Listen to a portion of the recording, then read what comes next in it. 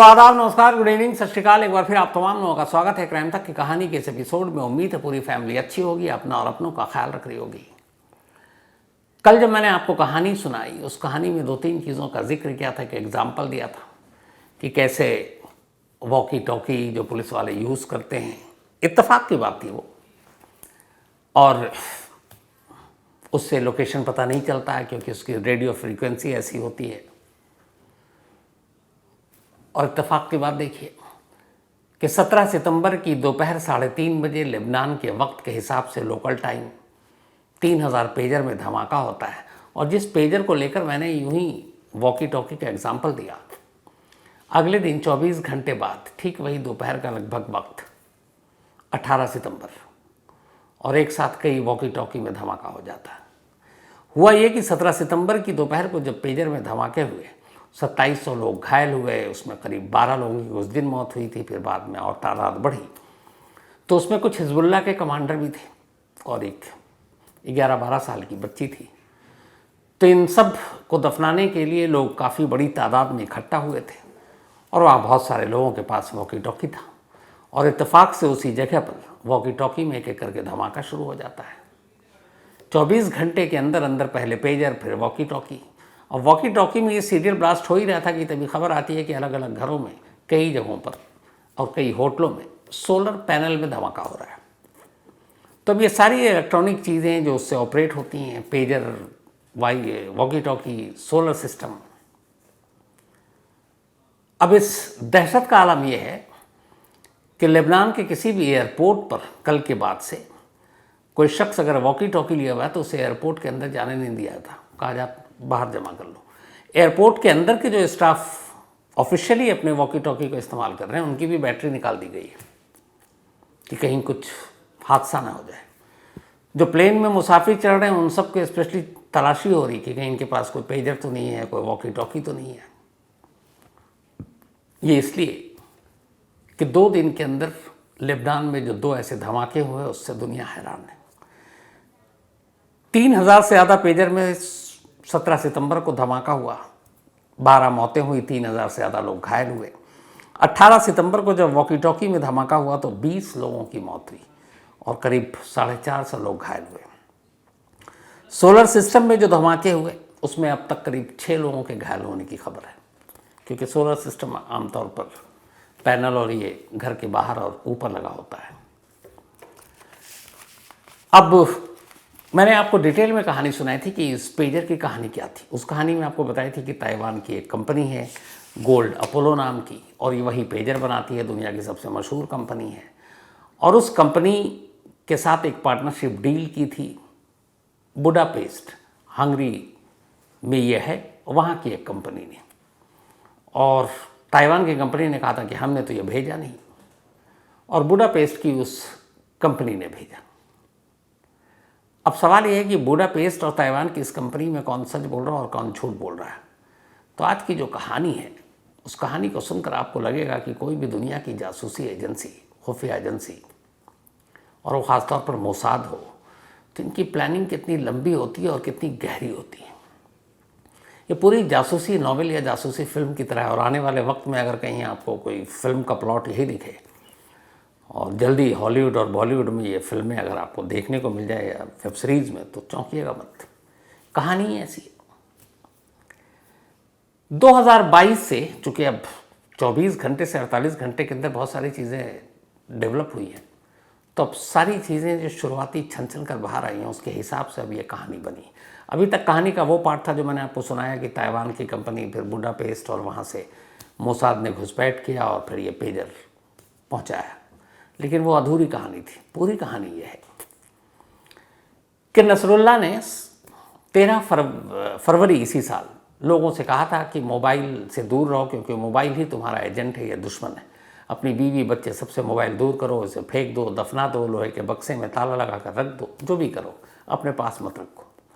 Nasrallah से 2 साल पहले 2022 में भी हिजबुल्लाह के कमांडर, हिजबुल्लाह के बड़े लोगों ने यही कहा था कि मोबाइल से दूरी बनाकर रखो, और जब भी किसी ऑपरेशन में जाओ तो मोबाइल को अपने पास मत रखो, क्योंकि इससे तुम्हारा लोकेशन पता चलेगा और तुम पकड़े जाओगे।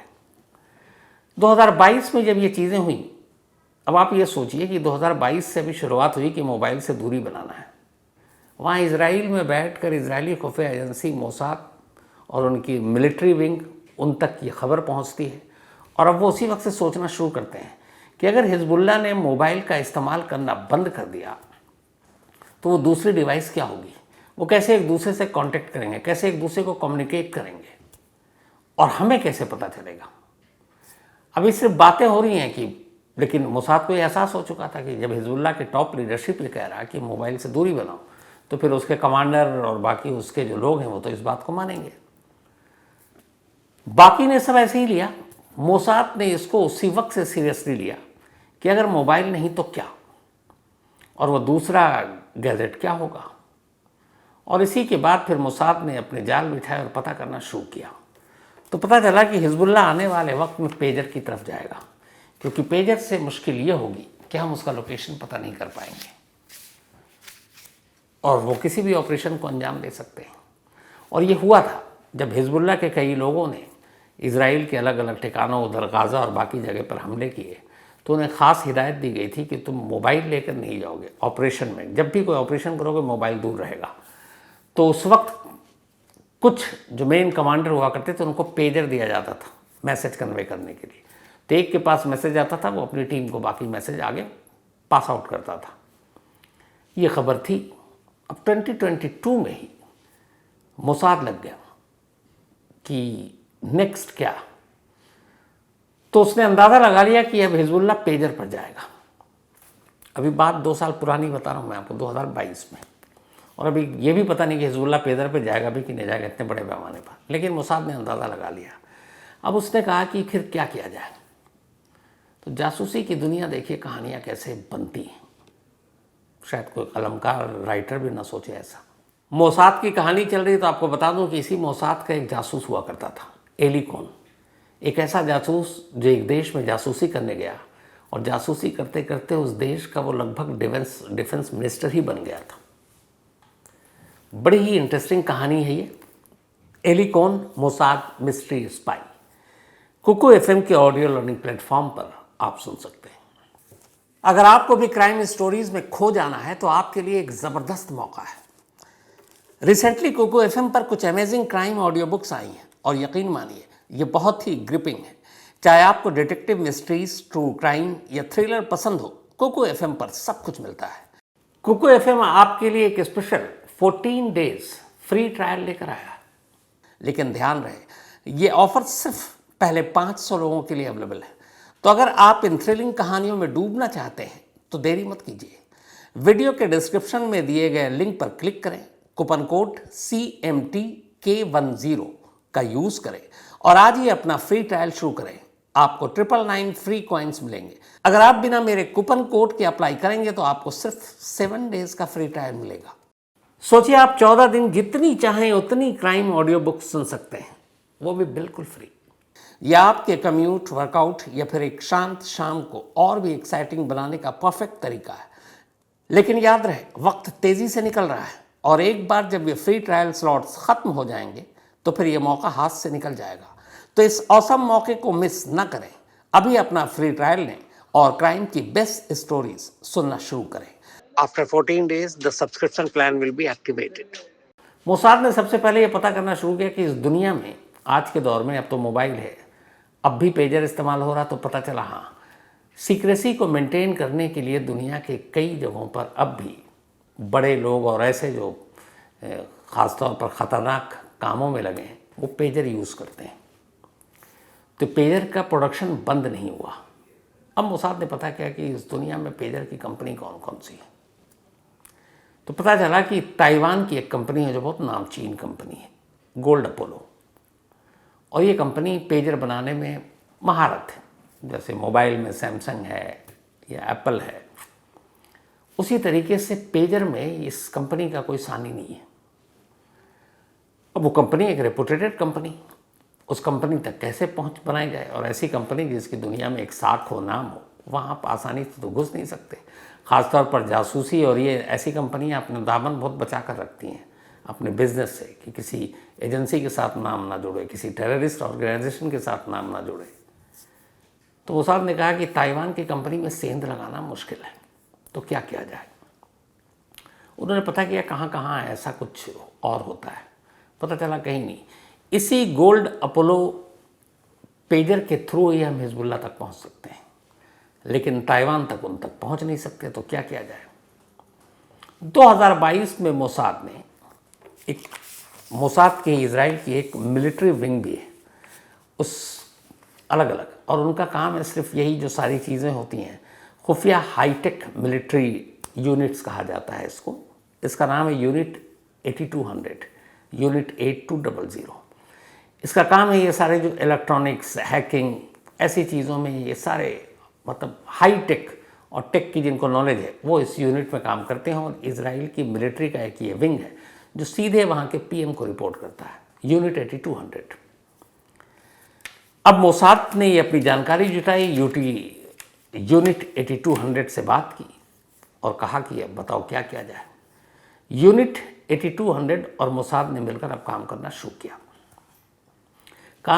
किया। प्लानिंग हुई। उसके बाद कहा गया कि कैसे देश को चुनो जो बिल्कुल शांत हो, जिसका टेररिज्म से या फिर इजराइल या किसी और के साथ ना करीबी ना दुश्मनी, इससे कोई लेना देना ना हो, ताकि दुनिया में किसी को शक ही नहीं हो।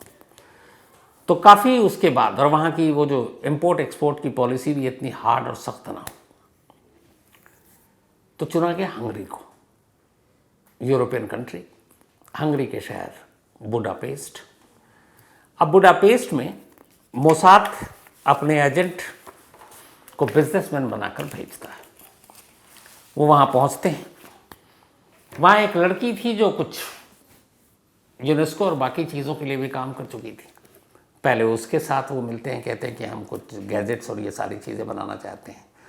उसके बाद वो अलग अलग 3 शेल कंपनी बनाते हैं। शेल कंपनी का मतलब ये होता है कि काम कुछ नाम कुछ, फर्जी कंपनी, एक तरह से झूठी आप दुकान, कि मैंने हलवाई की दुकान खोल ली, मैं जलेबी बना रहा हूँ, रसगुल्ला बना रहा हूँ बस, लेकिन ये है कि अग्रवाल स्वीट्स हाउस लिख दिया ऊपर, हलवाई की दुकान, बेच कुछ नहीं रहा हूँ, असली धंधा कुछ और है।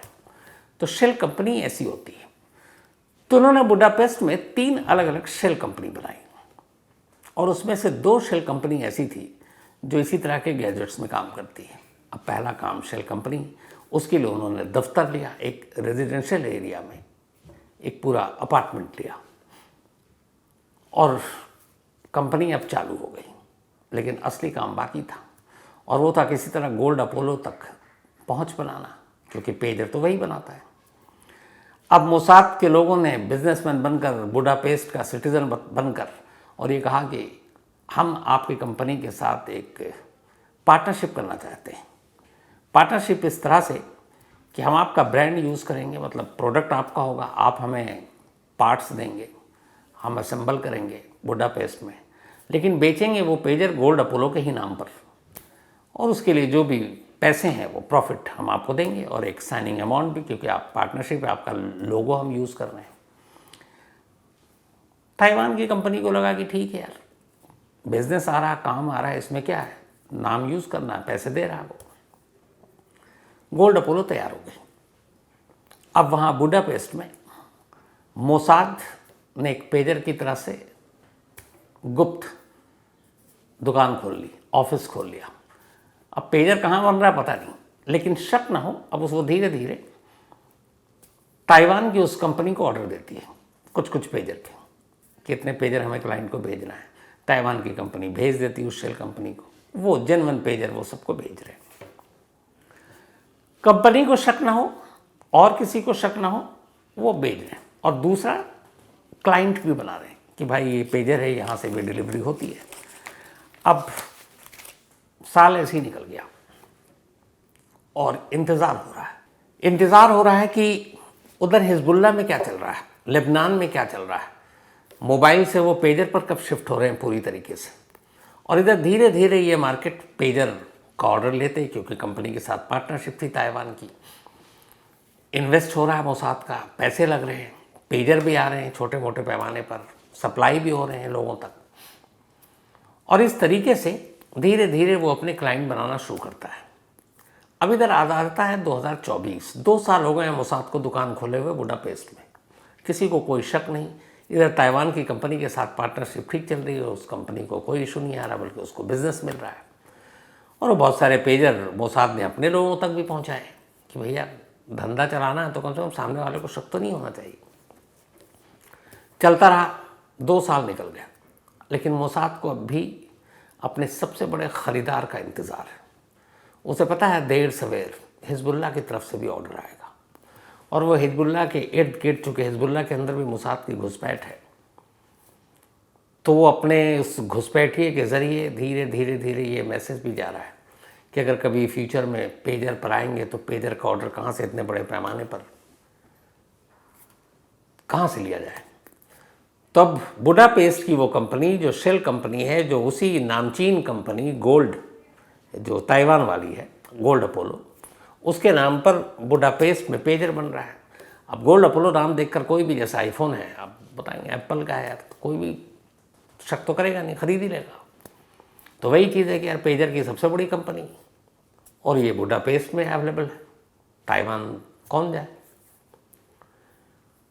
तो ये अपना पब्लिसिटी खामोशी से ये भी हो गया कि यहाँ से भी पेजर अवेलेबल है, और वो पेजर कुछ लेबनान भेजे भी गए, और बड़े साफ़ सुथरे वाले पेजर, ताकि शक न हो और पेजर सही काम कर रहा है। और ये सब कुछ हो रहा है असली इंतज़ार में, असली ऑर्डर के इंतज़ार में। उसके बाद 2024 आता है। 13 फरवरी को नसरुल्लाह, जो जनरल सेक्रेटरी जनरल, मतलब टॉप लीडर हिजबुल्लाह का, वो अनाउंस करता है कि मोबाइल को अब छोड़ो और पेजर पर आ जाओ। लोग कहते हैं कि ठीक है, मोबाइल की जगह जो पेजर होगा वो कौन कहाँ से। हिजबुल्लाह ने ये कहा कि जो मोसाद और इजराइल है वो टेक्नोलॉजी में बहुत हाई है, ऊपर जा रहा है। ये उनकी मीटिंग में बात हुई थी। तो वो जितना हाई जाएंगे हमें उतना लो जाना है। हमें टेक्नोलॉजी के में हिसाब से उनके आगे भी या पीछे चलना ही नहीं है, क्योंकि वो हाई जाएंगे, जैसे जैसे उनके पास अच्छी टेक्नोलॉजी है हमारे पास भी होगी, तो फिर तो वो काट निकल आएगा।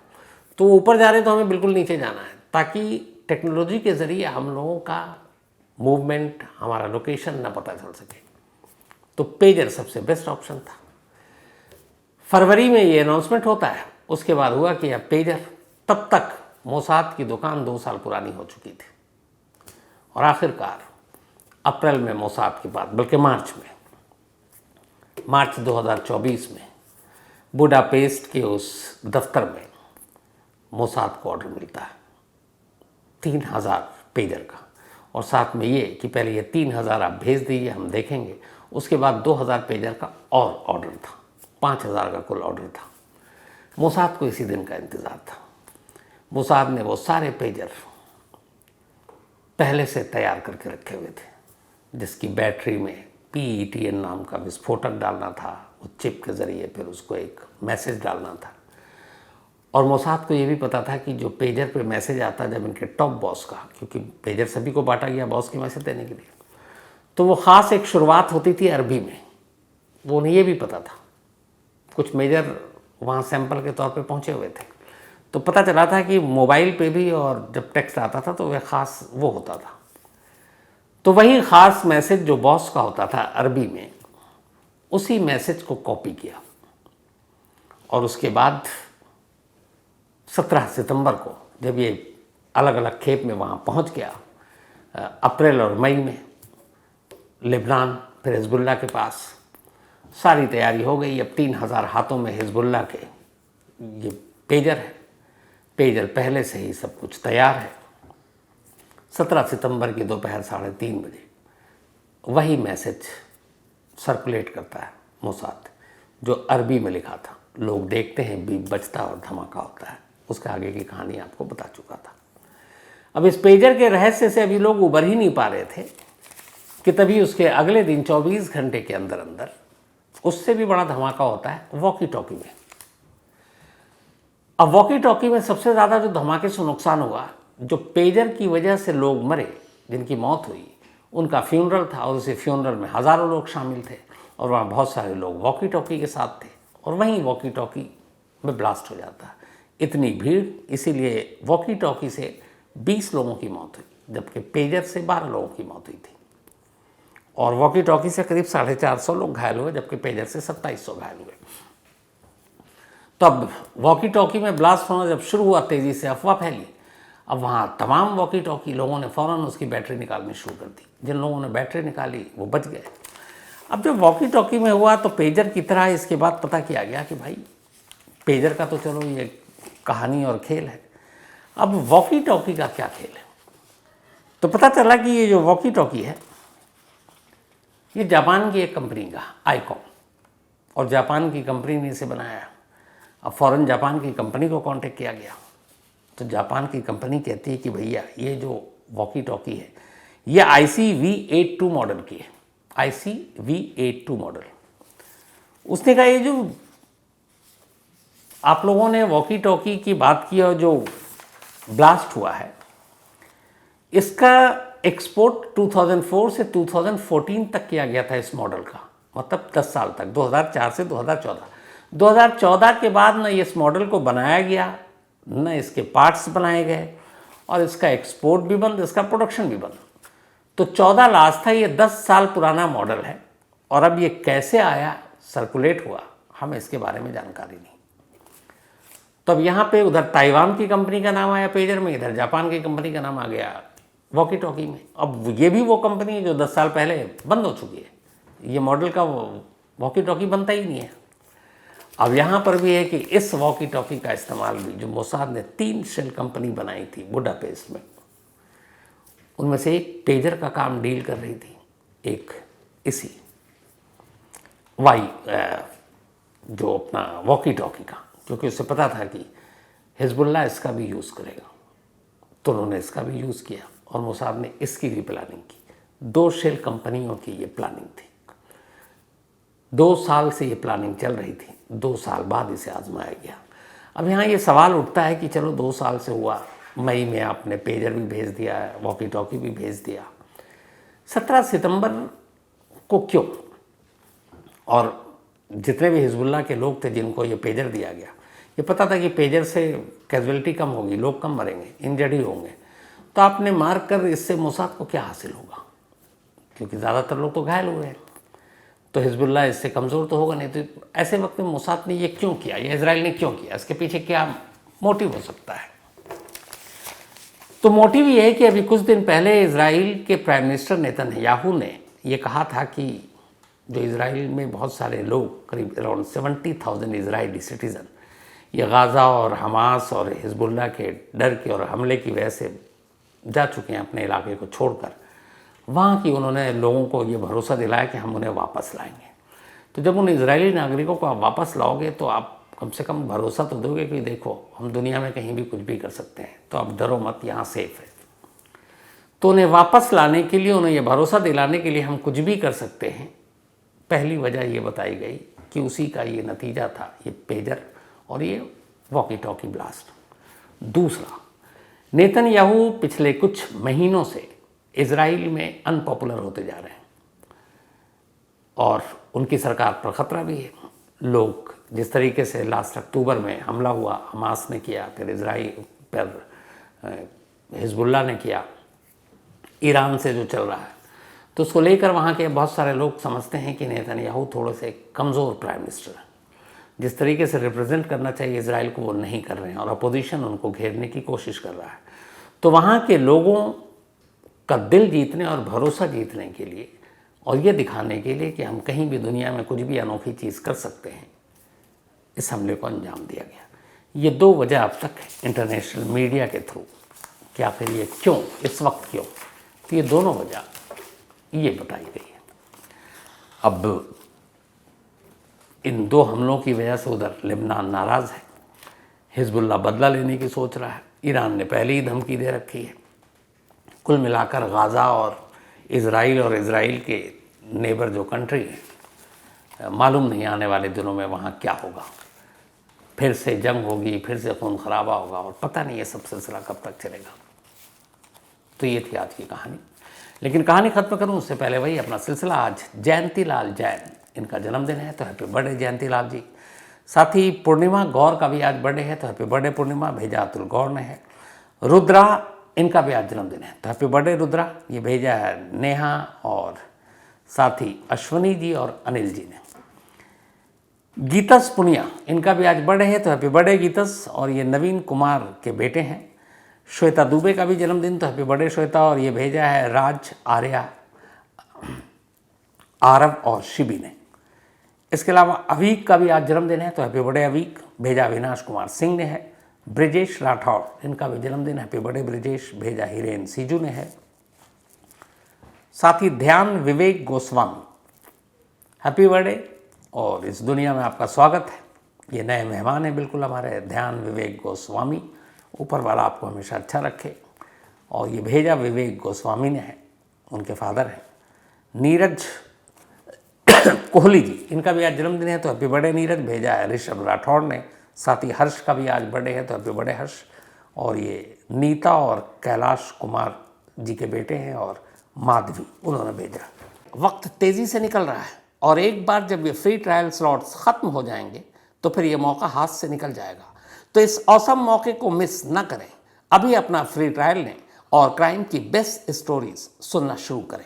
After 14 days the subscription plan will be activated. तो कहानी में आज इतना ही है। आपसे मुलाकात होगी कल रात 9 बजे किसी नई कहानी के साथ। तब तक अपना और अपनों का ख्याल रखिएगा। Thank you very much.